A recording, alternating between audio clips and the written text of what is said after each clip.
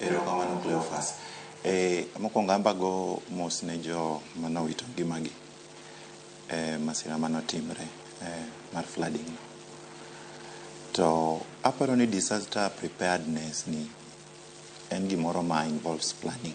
Nikech king'iyo kaka oula nomuomo Nairobi kanyo, aparo ni it was an issue to do with planning. Drainage ma Nairobi aparo ni the last time mane ogere maber ne en ndalo Kenyatta gini, kata kapok Kenyatta gini odonjo telo, kapod igero Nairobi.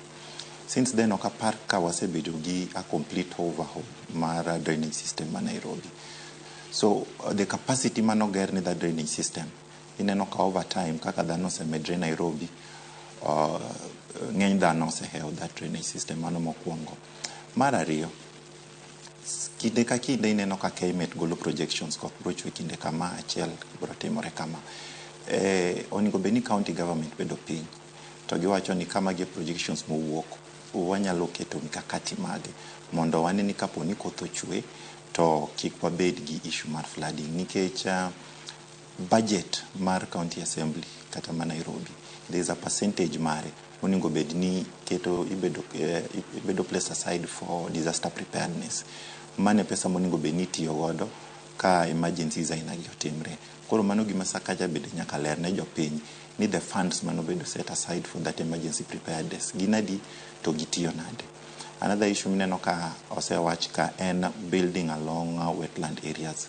Ineno ka ochiw plans, ng'ato gedo e tie aora, jomoko gedo nyaka ewi drainage system. So ineno kitimo mano over time, higni gi tetete, tiyudo ni kuonde mane pi oula kale iyudo kosedinore. Koro pi onego bed ni kalo kamoro to kanyo dinore. Emineno ka koro oula no muomo. To kata king'iyo counties wa ma Kaluo koni kata Kisumu, ineno ka seche moko koth mang'eny kochwe to wan gi oula e town ka makawo kinde koka pigno kalo.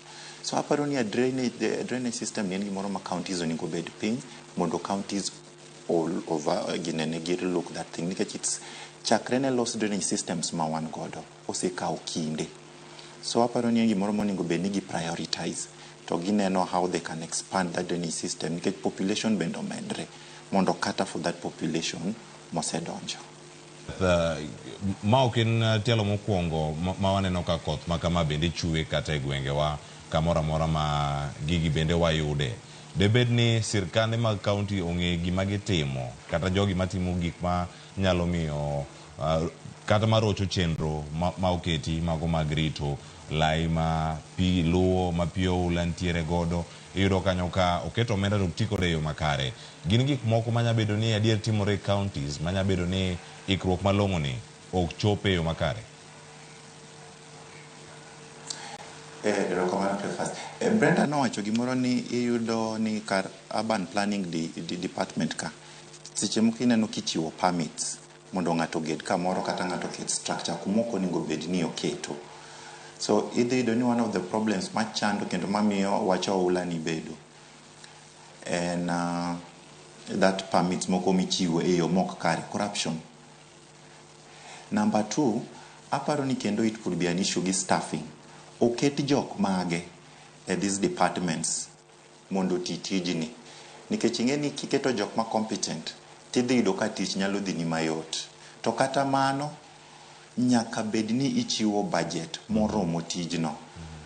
So aparo ni budget making process ka bende onego bed ni wang'iyo ni higa ka higa en pesa di moket tenge mondo mi okony weche aina gi. To onego bed kendo ni wapenjo ni pesa ni otiyo e yo machal nade. Nikech magi e pesni monego bed ni tiyo godo. Number 1, expanding drainage system. Number 2, kapo ni weche aina gi obiro to gin minyalo ti kodgi mondo mi okel that extra manpower kata resources minyalo kony godo mondo geng'o oula no kik chak bed. So en an issue ma deal gi planning. Iye ka bende ineno ka there are those corrupt practices ma jomondike migepe gi timo.